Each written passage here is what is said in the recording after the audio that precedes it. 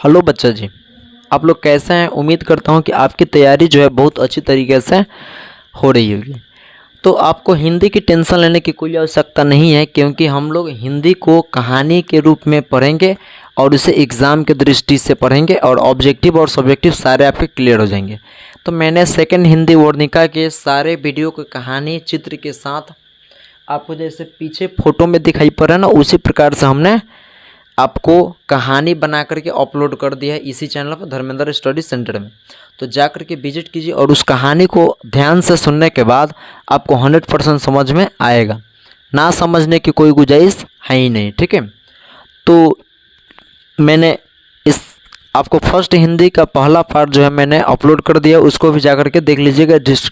आपको डिस्क्रिप्शन में लिंक मिलेगा, जा करके कहानी को ध्यान से सुन लीजिएगा, आपके लिए बहुत ही फायदेमंद होगा, ठीक है।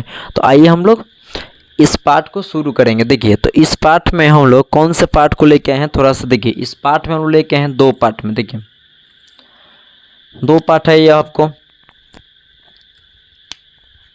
तो अगर आपसे पूछता है कि 20 के दांत जो कहानी है इसके लेखक कौन है, ठीक है, 20 के दांत जो आपको कहानी है इसके लेखक कौन है।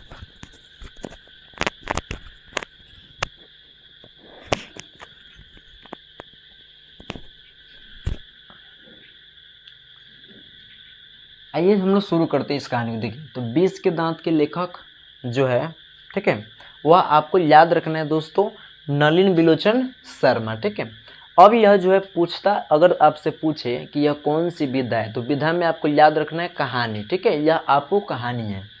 और एक बात याद रखिएगा, ठीक है, एक बात याद है आपको, क्या रखने वाले हैं कि आपके एग्ज़ाम में 100% यह क्वेश्चन छप के आएगा कि 20 के जो दांत हैं वह कौन सी विधा है, तो कहानी, इसके लेखक है नलिन बिलोचन शर्मा, सबसे जाने माने आपको लेखकों में से एक है, ठीक है।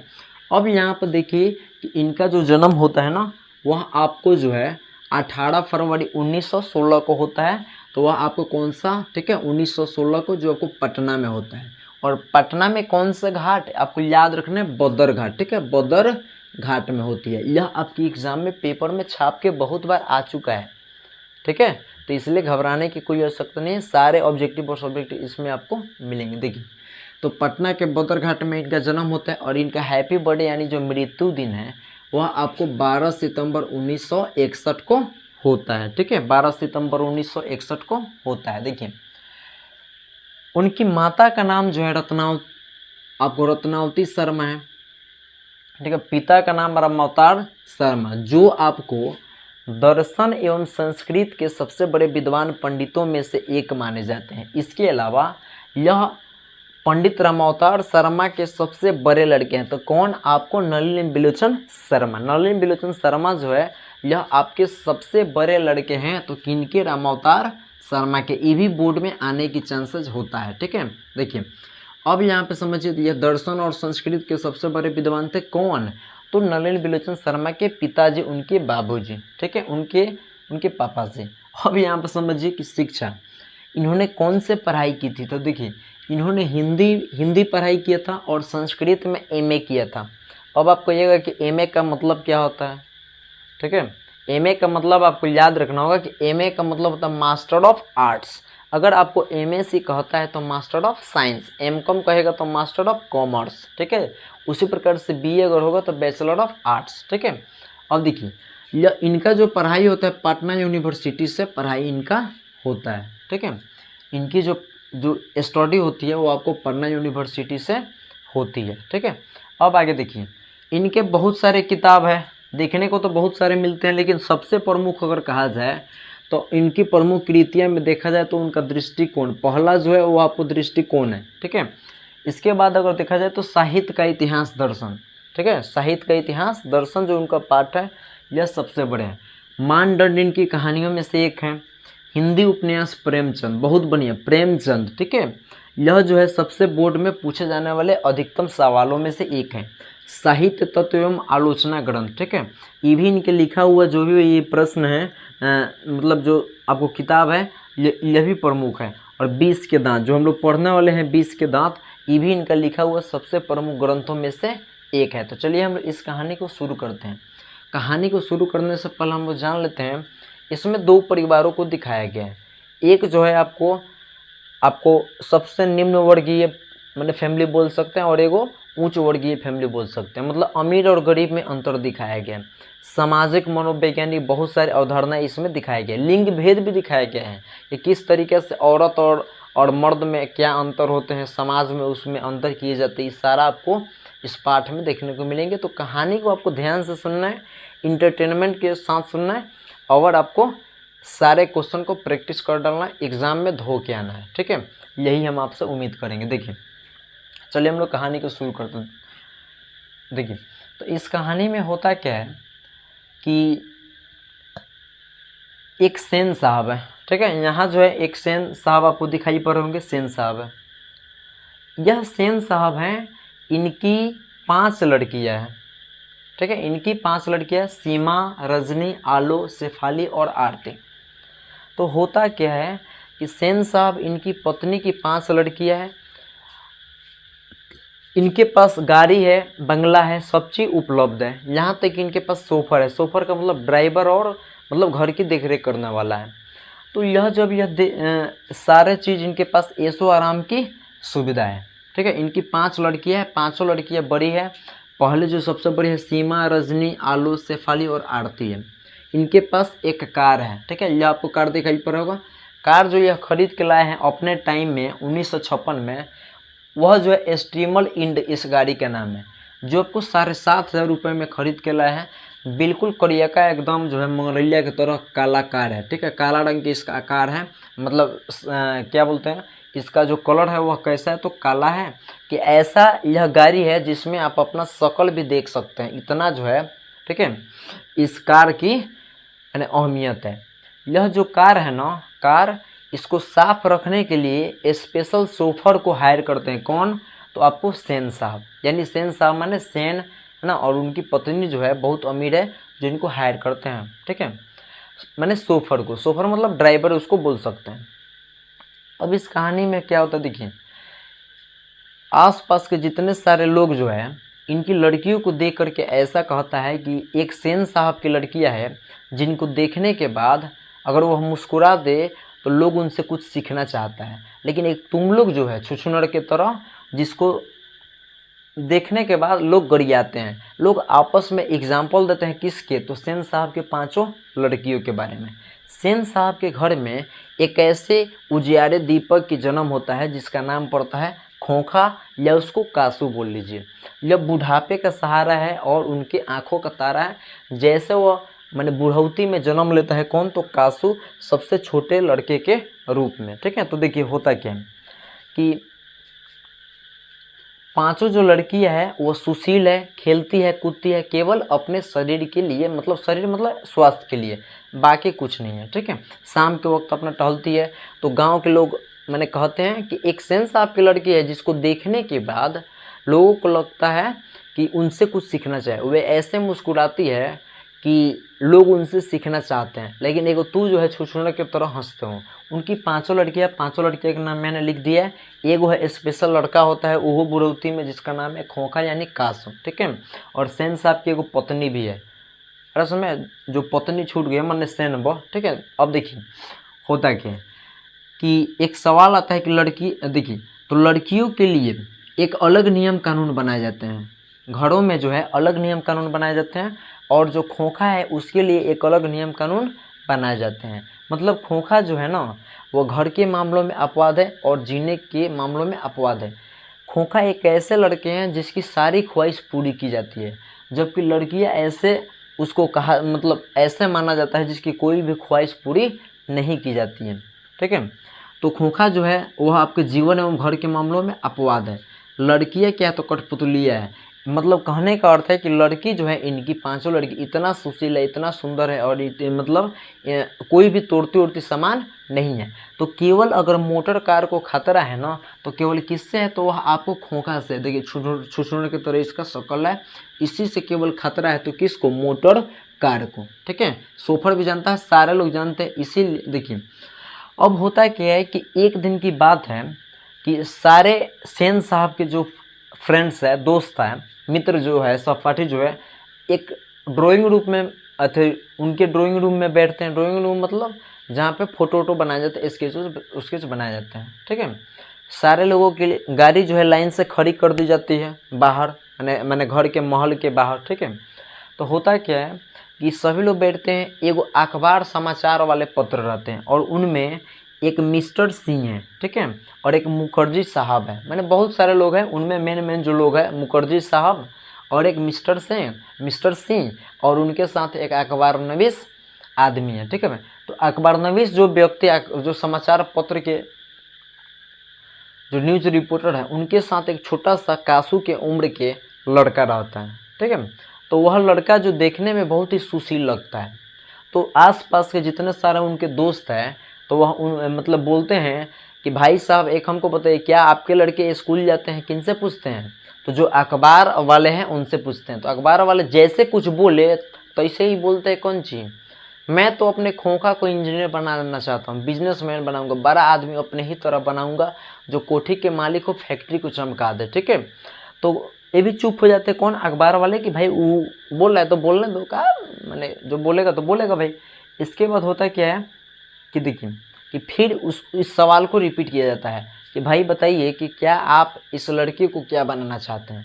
तो अखबार वाले बोलते हैं इस बार कि मैं अपने लड़के को जेंटलमैन बनाना चाहता हूँ, ठीक है, जेंटलमैन बनाना चाहता हूँ।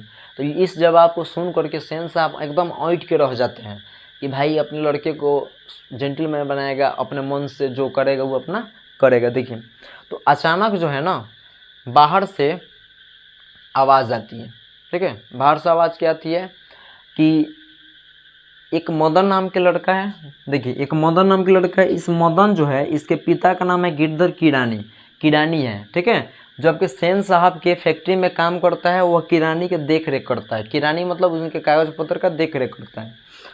जो इनके घर से एक आउट हाउस बना हुआ है जिसको फार्म हाउस नहीं बोल सकता, आउट हाउस यानी आउट मीन्स बाहर और घर से आउट हाउस यानी आउट मीन्स बाहर और हाउस मीन्स घर। घर से बाहर दूर एगो जो है छोटा सा एगो घर बनाएंगे जिसको आउट हाउस बोला जाता है। इसकी एक माँ है, ठीक है।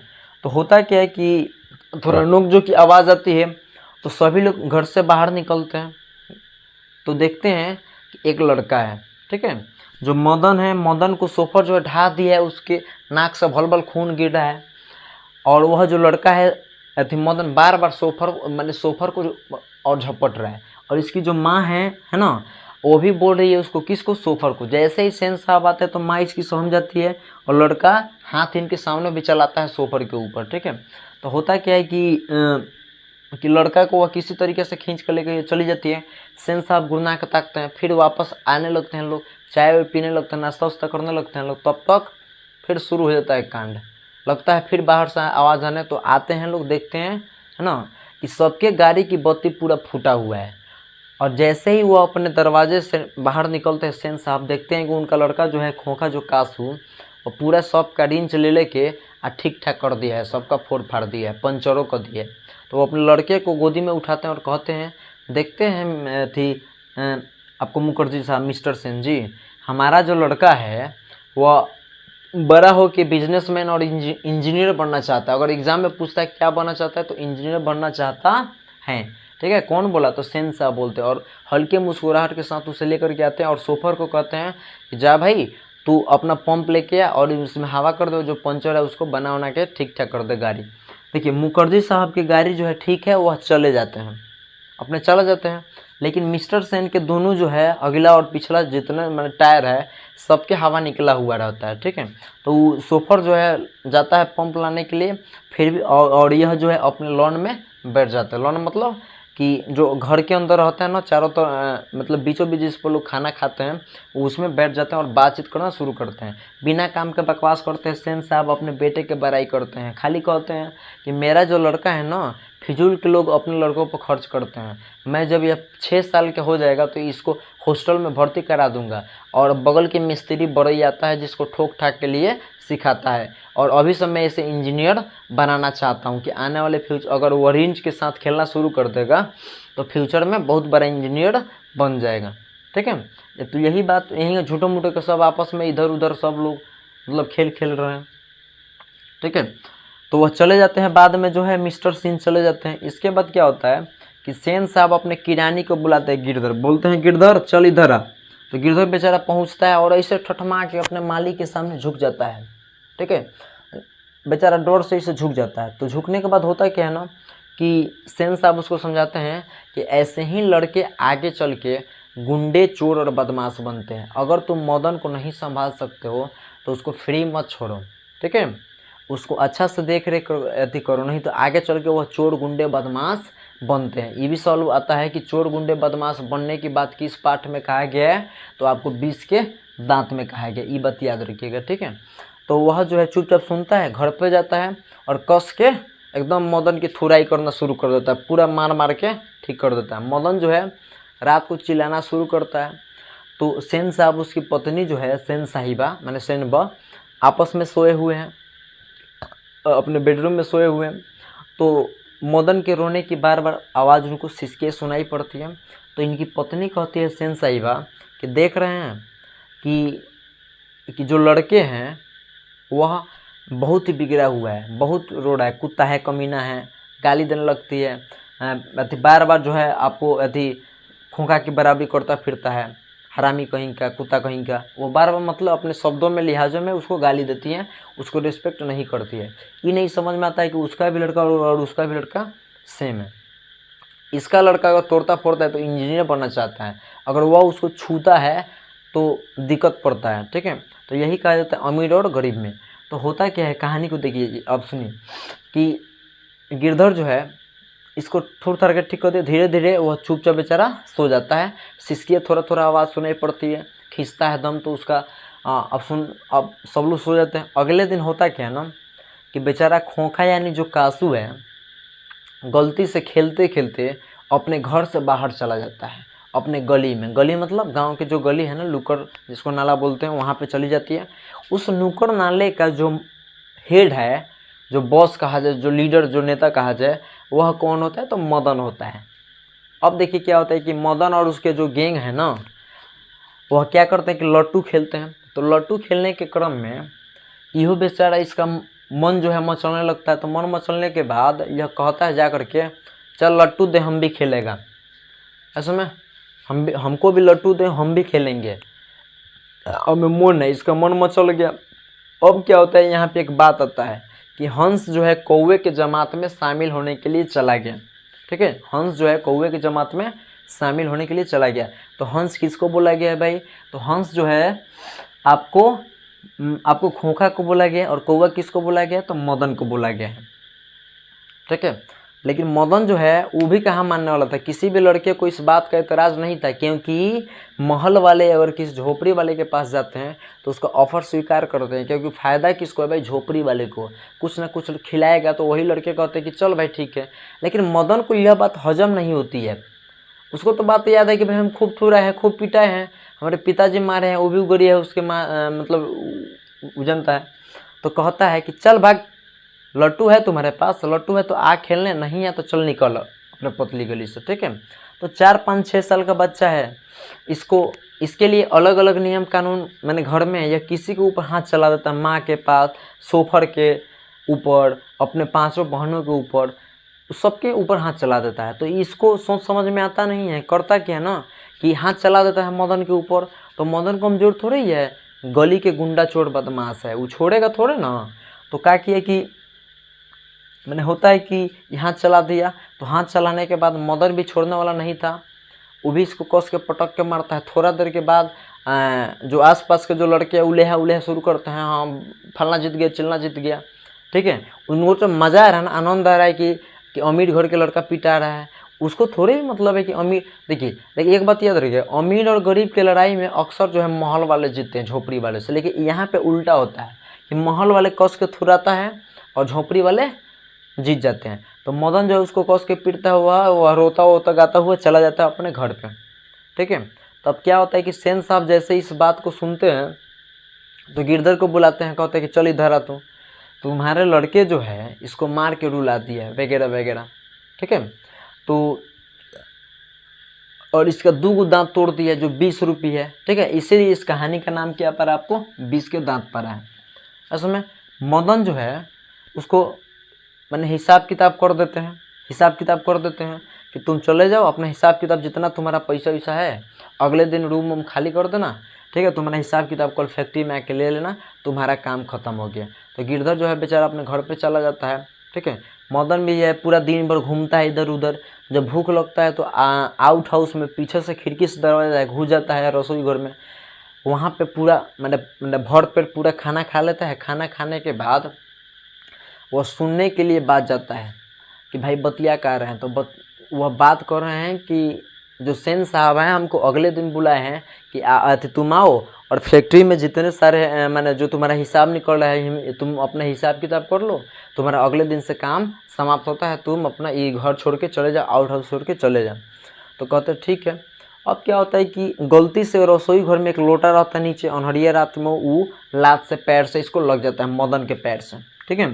तो जैसे लगता है तो उसकी माँ और उसकी बाप दोनों आ जाते हैं, मैंने गिरधर आ जाते हैं जो किरानी है वो आ जाते हैं। तो मदन जो है, मदन को समझ में आ जाता है कि इस बार ज़्यादा मार पड़ेगी, क्योंकि इस बार जो है हमने दांत तोड़ दिया है मदन कासू के, इसलिए ज़्यादा मार पड़ेगी। जब मदन पिटाता है ना तो ऐसे हाथ कर लेता है ऐसे, और ऐसे बहुत बहादुर के साथ पिटाता है, चिल्लाता है बाप रे बाप माइड में, वो भले पिटाता है और ऐसे ही हाथ कर लेता है, ठीक है। इसी प्रकार से वह बार बार पिटाता है, लेकिन इस बार जो है मैंने गिरधर जो है उसे मारता नहीं है, उसे जा करके गले से लगा लेता है और उसे प्यार दुलार करने लगता है और कहता है कि वाह बेटा, एक तुम्हारा बाप है जो लचकोपर है और एक तुम जो है कि मदन के 2 दांत तोड़ दिए, वाह क्या बात है, भले नौकरी गई तो गई लेकिन तुमने सही काम किया कि उसका 2 दांत तोड़ दिया। इसीलिए इस कहानी का नाम क्या रखा गया है, तो 20 के दांत रखा गया है, ठीक है। तो आपको कहानी बिल्कुल एकदम समझ में आया होगा। अगर कहानी नहीं समझ में आता तो फिर से इसको रिवाइंड करके देख लीजिएगा, आपको ज़रूर समझ में आएगा, क्योंकि एग्ज़ाम में आपको लिखने में बहुत सहूलियत मिलेगी। तो चलिए हम लोग इसको एक बार रिकेप कर लेते हैं, रिकॉल कर लेते हैं, याद कर लेते हैं कि किस तरीके से आपके एग्ज़ाम में ऑब्जेक्टिव और सब्जेक्टिव के फॉर्म में आएगा बहुत ही स्पीड तरीके से। तो चलिए देखिए, 20 के दांत जो है यह एक कहानी है और इसके लेखक कौन है, तो नलिनी बिलोचन शर्मा ज्येष्ठ पुत्र है, ठीक है। सबसे ज्येष्ठ लड़के हैं, किसके लड़के, तो रामावतार शर्मा के, जो दर्शन एवं संस्कृत के सबसे बड़े विद्वान माने जाते हैं, ठीक है। इसके बाद देखिए जन्म कब होता है, 18 फरवरी 1916 को होता है, पटना के बदरघाट में। भोजपुरी बोलते हैं क्योंकि इनका जन्म जो है बिहार में होता है, इसलिए भोजपुरी भाषा। मृत्यु जो है 12 सितंबर 1961 को होता है, ठीक है। इसके बाद देखिए कि प्रमुख कृतियाँ, इनका जो किताब लिखा गया है वह आपको यहाँ पे दिया गया है, देखिए। तो क्या आपको दृष्टिकोण, साहित्य का इतिहास, दर्शन, मानदंड, हिंदी उपन्यास प्रेमचंद, साहित्य तत्व एवं आलोचना ग्रंथ, 20 के दांत, ठीक है। और देखिए इनमें 2 परिवार होते हैं, एक देखिए एक गरीब फैमिली, एक अमीर फैमिली, यानी किस तरीके से भेदभाव रहता है ये आपको कहानी में दिखाई पड़ा होगा। देखिए तो एक सुनिए, एक कार है, उस कार का दाम कितना है, 7,500 रुपये है। वो भी करिया का कार है, काला कार है, उस जिसमें शकल देख सकते हैं। इस कार को सेन साहब की 5 लड़के हैं, सेन साहब की 5 लड़की है और उनके बुढ़ापे में एक लड़के जन्म लेता है जिसका नाम है खोखा यानी कासू, ठीक है।